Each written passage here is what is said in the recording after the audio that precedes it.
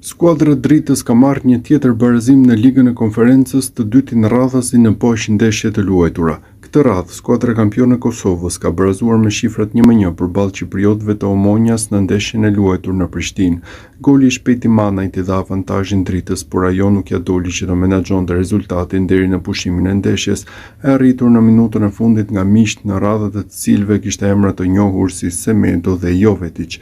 Në pjesën e dytë kishte raste nga të dyja skuadrat, por rezultati nuk ndryshoi më dhe kësaj Drita mori barazimin e dytë radhasi në këtë kompeticion.